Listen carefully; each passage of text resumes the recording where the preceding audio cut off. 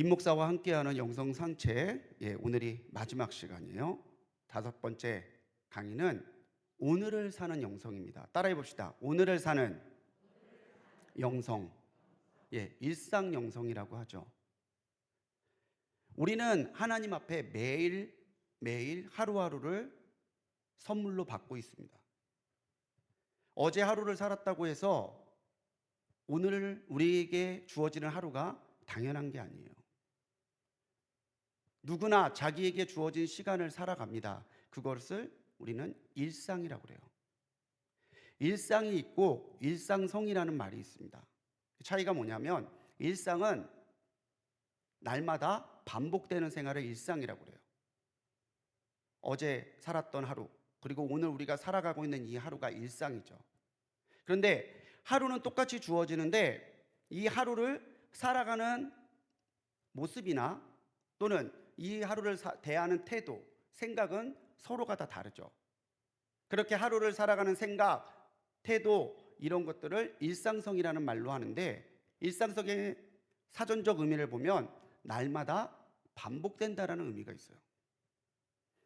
우리가 어떠한 태도로 어떠한 일상성을 가지고 우리의 일상을 살아가느냐는 오늘 우리의 삶의 결과, 우리의 삶의 시작, 우리의 삶의 모습을 결정짓는 중요한 요소가 되기도 하죠. 시간이 너무 많이 지나가지고 제가 한번 정리해드리고 이어가야 될 것 같아요. 저와 함께 임목사와 걸어왔던 영성의 산책길, 짜잔, 1강은 공동체 영성이었죠. 거룩한 교회를 세워가는 영성. 2강은 사막교구 영성, 하나님과 독대하는 영성, 개인 영성. 3강은 수도원 영성이었습니다. 삶의 리듬, 영적인 삶의 루틴을 만들어가는 것. 4강은 성례전 영성, 하나님의 거룩함을 보는 창문과도 같은 성례전을 통해서 하나님의 거룩함에 참여하는 거죠. 오늘 마지막 강의인 5강은 일상 영성이에요. 우리가 세상을 살아갈 때에 이 세상의 특성을 리얼리티, 현실성이라는 말을 씁니다. 이 현실성이 굉장히 중요해요. 꿈에도 현실성이 있어야 비전이 되는 거예요. 꿈에 현실성이 없으면 그것을 우리는 비전이라고 하지 않고 몽상이라는 말을 씁니다. 영성도 현실에 뿌리 내려야 은혜가 있어요. 현실과 동떨어져 있는 영성은 병이 되고 교만이 되고 비상식적인 것이 되고 만다는 거죠. 영성이 출발하는 곳, 영성이 훈련되는 곳, 영성이 결과로 맺혀지는 곳, 이 모든 것은 바로 우리가 살아가고 있는 이 현실성, 일상이에요. 그래서 이 일상의 소중함을 깨닫는 것이 얼마나 중요한지 모릅니다. 그렇기 때문에요, 우리 첫 번째로 이 일상의 의미를 다시 발견해야 돼요. 늘 살아가니까, 늘 주어지니까 우리가 너무 당연하게 생각하는 이 일상이 어떤 의미를 가지고 있는지를 먼저 알아야 오늘 우리의 믿음도 우리의 신앙도 이 현실에 뿌리박고 더 든든하게 세워진다고 하는 것이죠. 성경에 보면 예수님의 변화산 사건이 있습니다. 제자들과 함께 기도하러 올라가셨는데 감람산에 올라가셨을 때 그때 예수님의 신성을 보고 모세와 엘리야가 나타나 있는 것을 제자들이 보죠. 예수님이 정말 놀랍게 변해요. 하얗게 변하시고 말로 만들었던 모세와 엘리야와 대화하는 것을 보고 이 베드로가 황홀병에 취해서 예수님께 말합니다. 예수님, 여기에서 우리가 초막 셋을 짓고 여기에서 있으면 좋겠습니다. 얼마나 좋으면 그러겠어요. 그런데 그 말을 할 때에 모세와 엘리야는 사라지고 예수님만 남아요. 그리고 예수님은 오히려 이 일을 말하지 말라고 당부하시고는 제자들을 데리고 다시 산을 내려가십니다. 산을 내려가면요, 그 자리는 말씀을 전하는 자리예요. 병을 고치고 많은 이들에게 능력을 행하는 자리예요. 바리새인들과 서기관들, 예수님을 시샘하고 시기하는 사람들이 음모를 껴놓고 예수님을 얽어매려고 하는 그런 자리예요. 근데 주님은 그 자리로, 그 자리가 예수님이 이 땅에 오신 그 사명을 이루는 자리이기 때문에 그 자리로 도리어 나가셨다는 거죠. 환상도 기적도 능력도 만약에 그 어떠한 신비 체험을 우리가 하더라도 우리가 일상의 자리를 놓쳐버린다면 그 우리의 영적인 체험은 의미를 상실하게 되는 거죠. 일상과 현실성을 잃어버린 잘못된 영성이 나타나면은 그런 것들이 시한부 종말론 같은 걸로 나타나는 거예요. 다 필요 없대요. 직장도 필요 없고 가정도 필요 없고 재산도 다 팔아버리고 오히려 주님과 더욱더 가까워지는 사람, 오히려 하나님이 기뻐하시는 영성을 이루어가는 사람들은 예수님을 따라 그 주어진 현실의 자리에서 최선을 다해 하나님을 영화롭게 하는 사람들이에요. 이 일상이 중요한 것은 무엇보다 이 일상은요, 하나님의 창조물이기 때문에 그렇습니다. 창세기를 보면 태초의 상태가 나오죠. 공허하고 혼돈하고 깊은 흑암만이 있어요. 무질서하고 아무것도 없는 공허한 상태. 그런데 이때 하나님께서 말씀하실 때에 아침이 되고 저녁이 되고 아침이 되면서 시간이 만들어져요. 그리고 말씀 가운데 수많은 생명들이 만들어지고 세워지죠. 이 시간을 살아가야 될 주체들이 만들어진 거예요. 6일 동안 주님이 창조하시고 7일에 안식하셨죠. 주님께서 노동, 안식, 이 모든 질서를 만들어 주셨다는 거죠. 그래서 고린도전서 14장 33절에서는 하나님은 무질서의 하나님이 아니고 오직 화평의 하나님이시라고 해요. 무질서가 바로 태초의 상태죠. 아무것도 없는 상태, 뒤죽박죽 섞여 있는 상태. 그런데 우리 하나님은 화평의 하나님이신데 이 화평이라고 하는 헬라어 단어 에이레네는 조화, 평안, 평화, 구약의 샬롬과 동일한 의미를 가지고 있다는 거예요.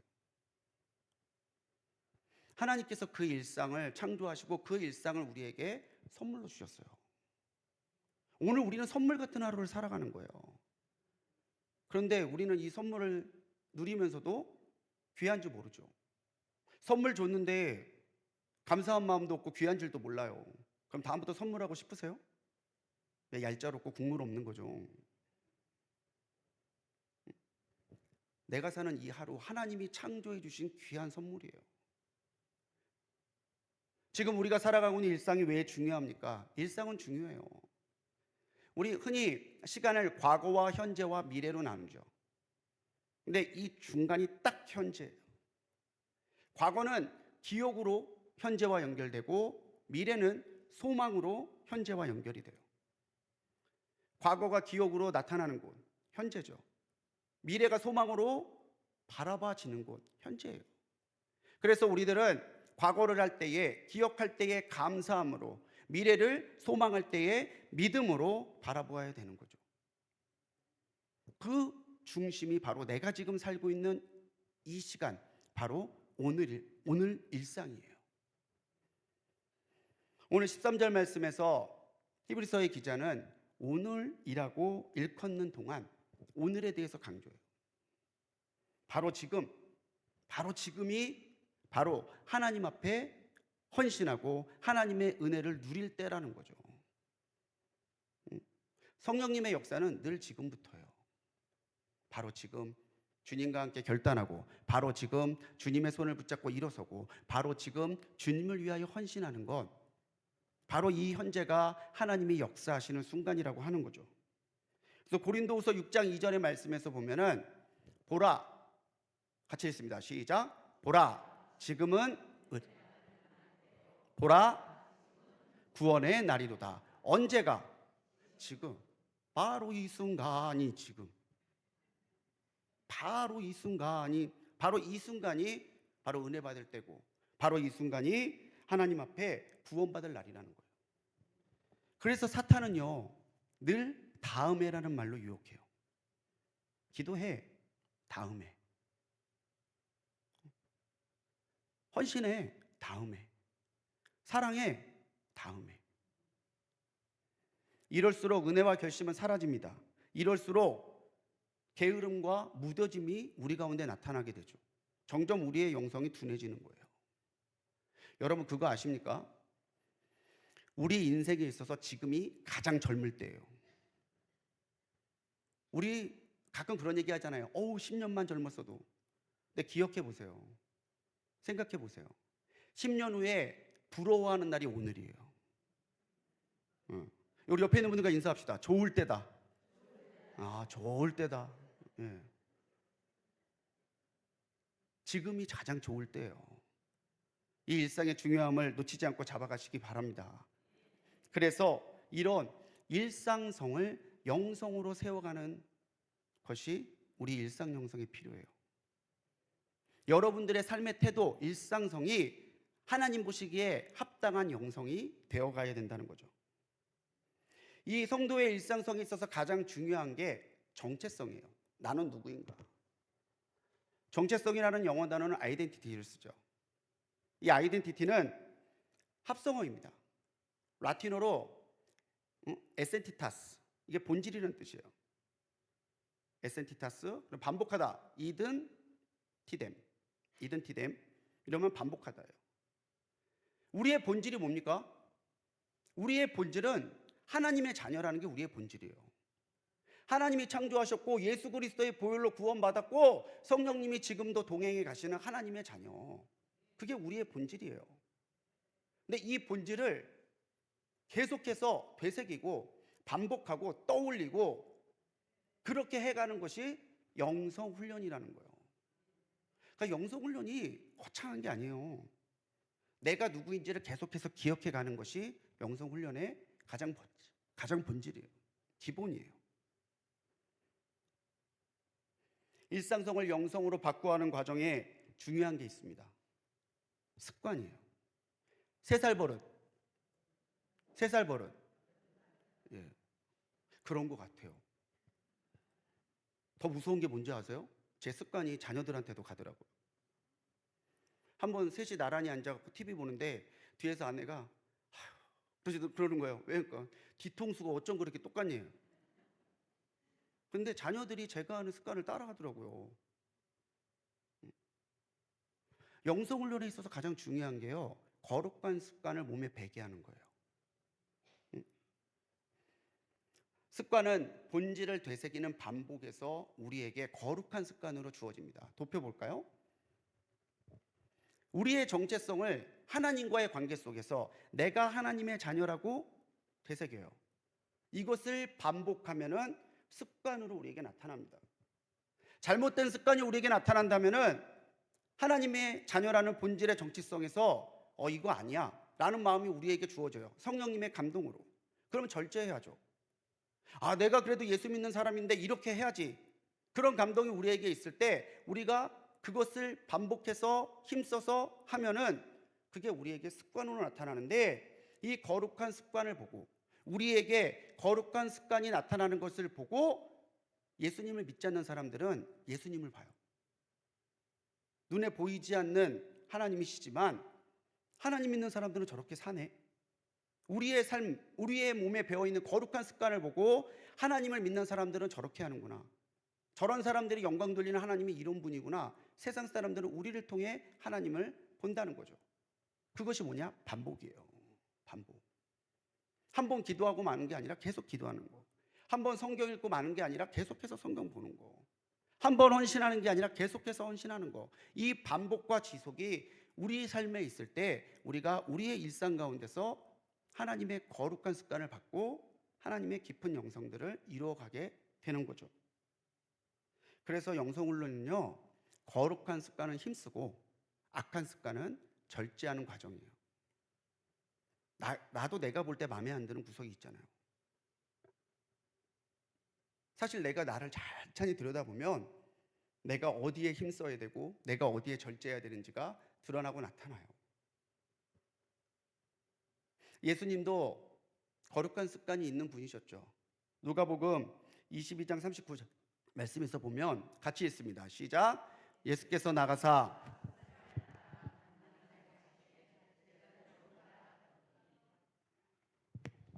예수님이 감람산에 가셨어요. 왜 가셨을까요?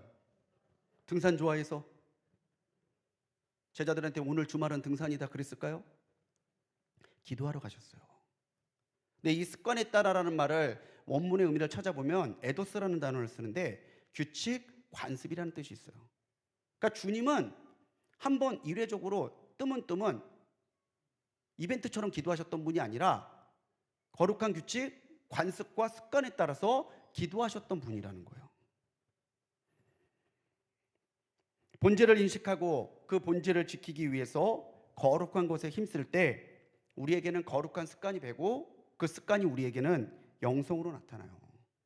이런 일상성이 하나님을 기억하고 하나님을 체험하는 힘이 된다는 거죠.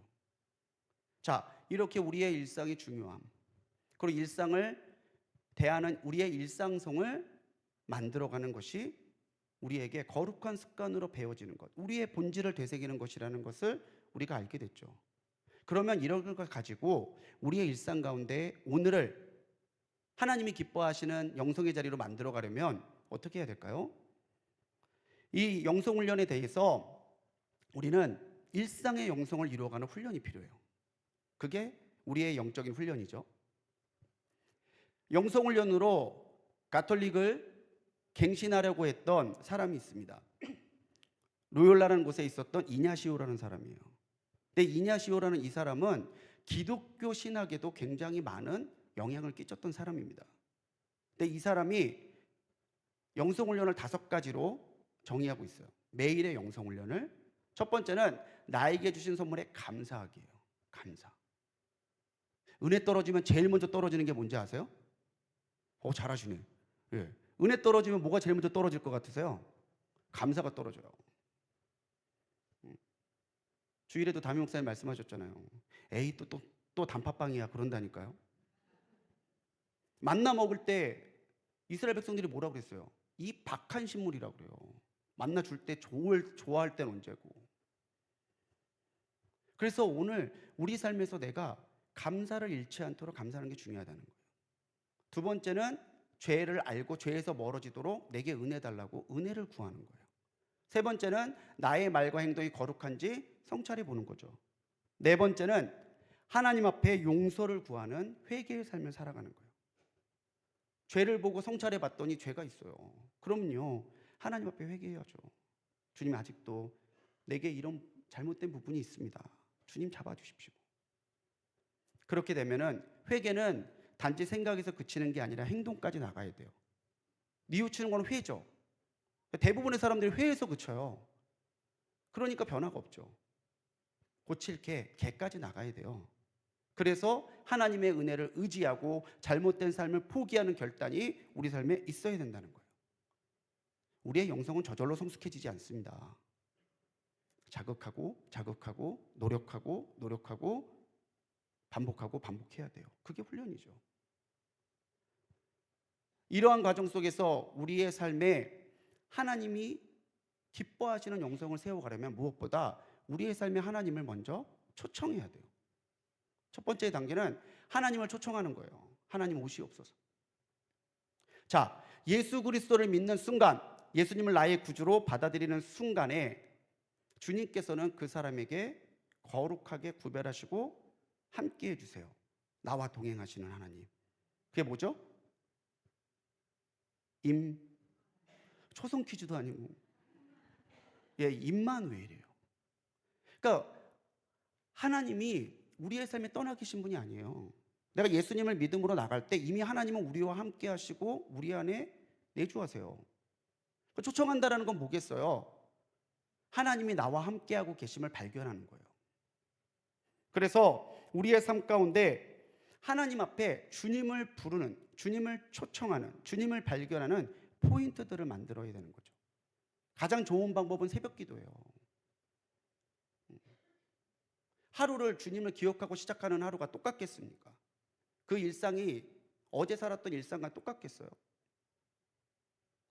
새벽 기도 외에도 마찬가지죠. 공공장소에서라도요, 여러분 식사할 때 식사기도 꼭 하십시오. 이게 식사기도인지 묵념인지 인사인지 그렇게 지나가지 마시고, 그 식사기도 했다고 그러지 마시고, 정말 감사함으로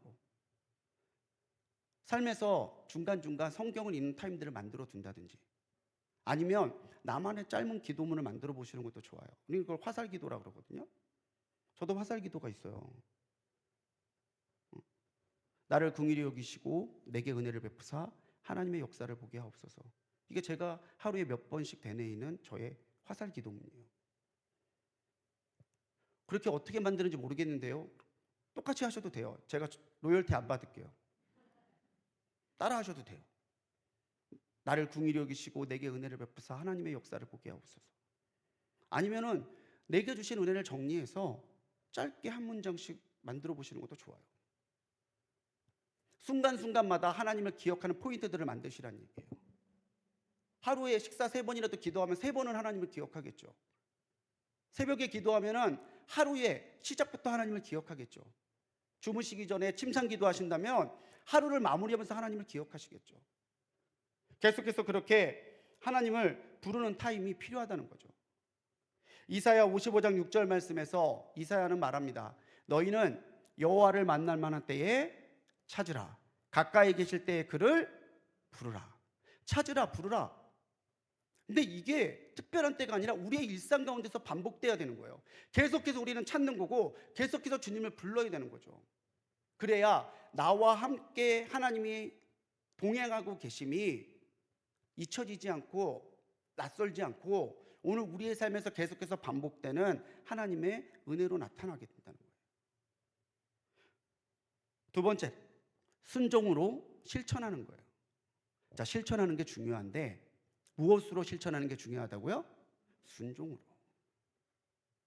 말씀을 대하면 성령께서 우리에게 통찰을 주십니다. 말씀을 읽었는데 사실 성경의 내용은 잘 기억이 안 날 수 있을지 모르겠지만 말씀을 읽을 때 그래, 응? 기쁘게 살아야 돼. 그래, 기도하고 살아야 돼. 그래, 하나님이 역사하실 것을 믿음으로 살아야 돼. 우리에게 주시는 감동이 있어요. 근데 그 감동을 좋은 말씀 이러고 지나가면 안 된다고요. 좋은 말씀이야, 좋아, 그렇게 끝나시면 안 되고 그 말씀이 읽을 때에, 또 기도할 때도 마찬가지잖아요. 주님 어떻게 해요? 하고 기도하는데 기도하는 순간에 하나님께서 언뜻 주시는 지혜와 응답과 깨달음이 있어요. 그러면요, 여러분 적으십시오. 핸드폰 뒀다 뭐예요? 그 임영웅 보실 때만 핸드폰 보지 마시고, 유튜브 볼 때만 핸드폰 보지 마시고 핸드폰에 다 메모 기능이 있어요. 적으세요. 또렷한 기억보다 흐릿한 잉크가 오래갑니다. 그리고 한번 해보시는 거예요. 새벽 기도 때 받았던 감동, 말씀을 읽을 때 주셨던 그런 생각과 지혜를 삶에서 한번 실천해 보는데 그 실천 자체가 뭐냐면 순종이에요. 순종하려는 마음이 없는 사람은 아무리 큰 거를 기도 가운데 응답받아도 못해요. 말씀 가운데 깨달아도 못해요. 근데 순종하겠다는 사람은 아무리 작은 것이라도 철저하게 하나님 앞에 순종하고 작은 것에 순종이 모이면 큰 것도 순종할 수 있는 믿음이 된다는 거죠. 습관도요, 실천에 의해서 만들어지잖아요. 해야지 바뀌어요. 해보려고 했는데 안 돼요. 낙심하지 마세요. 또 하세요. 네, 오늘 기도해야지. 그랬는데 오늘 기도 못했어. 난 기도랑은 뭔가 보다. 그러지 마시고 또 기도하세요. 하다 보면은 나의 몸에 밴다니까요. 세 번째로 우리는 감사하는 겁니다. 감사. 구약 성경에서도 초대교회에서부터도 이 감사는 훌륭한 영성훈련의 덕목으로 권장돼 왔던 영성훈련의 방법이에요. 그런데 이 감사는요, 의도적으로 조금 실천하려고 하는, 시도하려고 하는 노력이 필요해요. 어떻게 하냐? 입 밖으로 감사하다는 말을 내보는 거예요. 내가 하는 감사의 말을 내 귀에 들리도록. 오늘 하루를 주셔서 감사합니다. 따라해 볼까요? 오늘 하루를 주셔서 감사합니다. 오늘 먹을 양식을 주셔서 감사합니다.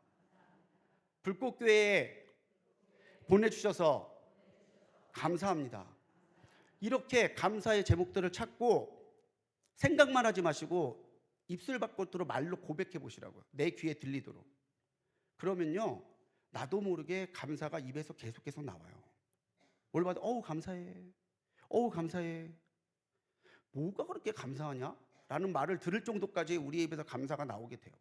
그런데 바로 감사하는 그곳에 하나님이 영광 받으시는 일이 일어난다는 거죠. 시편 50편 23절의 말씀입니다. 따라해 봅시다. 감사로 제사를 드리는 자가 나를 어떻게 해요? 영화롭게. 그러니까 감사는 하나님이 기뻐하시는 가장 큰 예배고 하나님을 영화롭게 하는 가장 좋은 방법이에요. 그런데 이게 될 것 같으면서도 안 돼요. 그렇기 때문에 내가 의도적으로 자꾸 감사하다는 말을 반복하는 훈련이 필요합니다.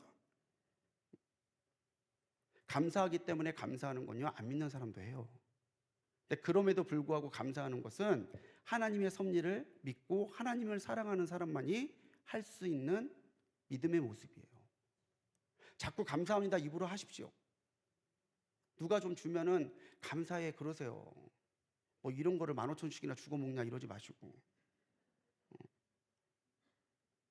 우리 삶에 감사가 넘칠 때 하나님께서는 그 감사를 통해 우리의 삶을 세워 계신다는 거죠. 네 번째로 중요한 것은 환대하는 겁니다. 따라합시다. 환대하기.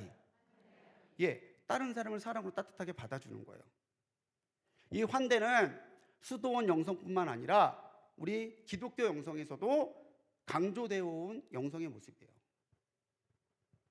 우리 감리교를 창시한 웨슬리 목사님도 속회에 대해서 말할 때 우리 속회의 중요한 것 중에 하나는 서로 죄를 고백하는 것과 그리고 서로 예수 그리스도의 사랑으로 맞아주는 환대라고 말했어요. 자, 우리들의 속회에 죄를 고백하고 우리들의 속회에 사랑으로 맞아주는 환대가 있습니까? 그렇다면 그 속회가 잘 되어가고 있는 속회예요. 환대는 나의 공간을 내어주는 거예요. 기꺼이 초청하는 거죠. 열어주는 거죠. 내 소유로 섬겨주는 거예요. 나의 받을 것을 주장하는 것이 아니라 무엇을 해줘야 될지 존중해 주는 거예요. 그리고 이 모든 것을 억지가 아니라 먼저 내가 예수님께 받은 그 사랑을 가지고 자발하는 마음, 자발적인 마음으로 자원하는 마음으로 해주는 거예요. 억지로 해줘 보세요. 알아요. 상대방이 영혼이 없는 거 안다니까요. 그러면 고마운 마음도 없어요.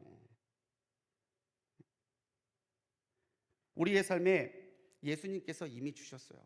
그렇다면 내가 받은 예수님의 사랑을 나누는 거죠. 우리 한 번 더 옆에 있는 분들하고 나눠봅시다. 내가 잘할게. 잘하고 싶지 않으신데? 내가 잘할게. 예, 내가 먼저 사랑하는 거예요. 내가 먼저 섬기는 거예요. 다섯 번째는 뭡니까? 나 혼자 하는 게 아니라 일상을 공유하는 선한 공동체와 연합하는 거예요. 혼자서 교회만 열심히 다니시는 분들이 있어요. 예배 시간 딱 예배 드리고는 누가 말 걸까 봐 푹 가버리시고. 물론 하나님과 나의 개인적인 관계죠, 신앙생활은. 근데 하나님은 우리가 그리스도 안에서 서로 연합해서 하나님이 기뻐하시는 공동체를 이루어가기를 원하세요. 그렇게 연합하면 다른 사람의 모습을 보고 나를 성찰할 수 있습니다. 다른 사람의 장점을 보고 배울 수 있고 나의 단점을 어떻게 하면은 하나님이 기뻐하시는 성품으로 바꾸어 갈 수 있을지를 고민해 보게 돼요. 그걸 사회성이라고 그러죠. 그런데 사회를 살아갈 때만 사회성이 필요한 게 아니라 영성에도 사회성이 필요해요.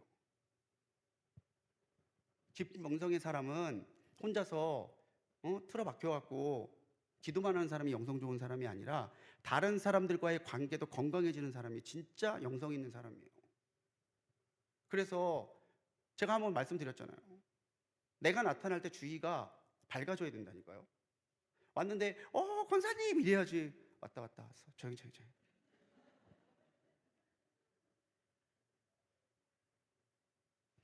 우리가 공동체와의 연결성이 떨어지면 우리의 영성이 병이 들어요.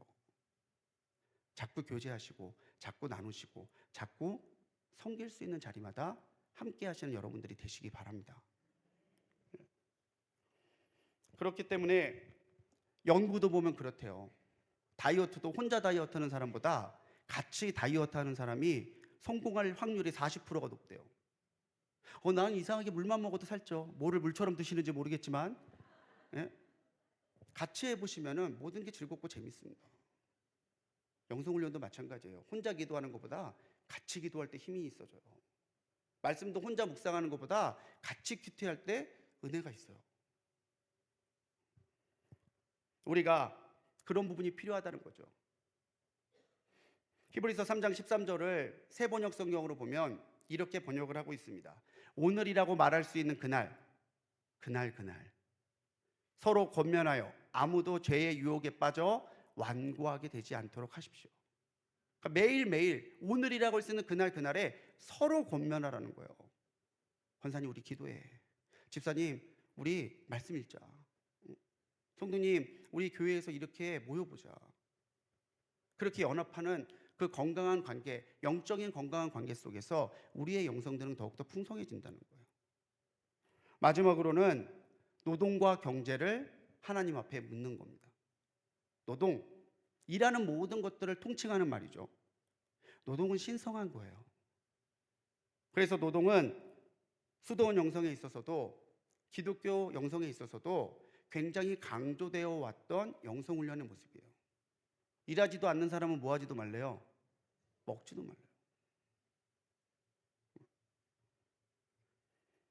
생계를 위한 직업, 또 생활을 위해서 하는 가사, 거룩한 일들을 감당하는 헌신, 이 모든 신성한 노동들은 하나님께서 기뻐하시는 거라는 거예요. 로렌스 수사라는 사람이 있었어요. 중세시대 때. 수도원에서 허드렛 일을 하던 사람이에요. 그런데 이 로렌스 수사는 무슨 일을 하든지 간에 하나님을 사랑하는 마음으로 했어요. 청소를 해도, 구두를 수선해도, 음식을 해도 그곳에서 하나님을 부르고 하나님의 사랑으로 그 일을 감당하려고 했다는 거죠. 그 일이 끝나고 나면 바로 그 자리에 무릎 꿇고 하나님 앞에 일하게 하신 것에 감사하는 기도를 드렸대요. 매일매일 일하는 그 자리에서 하나님을 찾고 하나님과 동행했더니 이 사람에게서 거룩한 은혜들이 나타나요. 이것이 기록된 책이 하나님의 임재 연습이라는 책입니다. 여러분들도 한번 꼭 읽어보셨으면 좋겠어요. 중요한 것은 얇아요. 네, 여러분들을 힘들게 하지 않습니다. 우리가 그냥 일할 수 있겠죠. 그런데 하나님을 맡기고 하나님께 의지하고 기도하면은 하나님께서는 그 모든 것을 은혜로 바꿔주세요. 그러면요, 내 노동의 결과가 그냥 나만을 위한 게 아니라 하나님께 기쁨이 되고 영광이 되는 수단이 될 수 있다는 거죠. 그래서 이 노동은요, 경제랑 연결이 돼요. 내가 노동의 결과로 얻게 되는 것들, 돈이든 여러 가지 물질이든 이런 것들을 우리가 있을 때에 우리의 쾌락과 욕심을 위해서 사용하는 게 아니라 이 노동의 결과를 하나님 앞에 묻고 그 용처를 결정받아서 사용하는 훈련이 필요하다는 거예요. 뭐 사고 싶다고 다 사고, 좋아한다고 다 사고, 누가 샀다고 또 사고, 그게 아니라 내가 노동하고 주어지는 그 소중한 하나님의 선물 같은 결실을 가지고 주님 이것을 주셔서 감사합니다. 그럼 이것을 어떻게 쓸까요? 물어보고 쓰라는 거예요. 물어보고. 안 물어보고 쓰면 늘 샤넬, 구찌, 나를 위해서만 써요.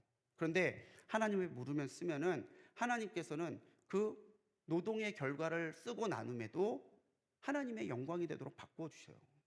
여러분 쓸 때에도 물어보고 쓰십시오. 내 기분 내킨 대로 막 주지 말고, 막 쓰지 말고. 그렇게 할 때 노동과 경제가 우리의 삶의 개인 실질적인 문제지만 하나님을 알아가고 하나님의 은혜를 나누어가는 소중한 은혜의 단계들이 될 수 있습니다. 그래서 웨슬리는요 이렇게 정리했어요. 최대한 벌라.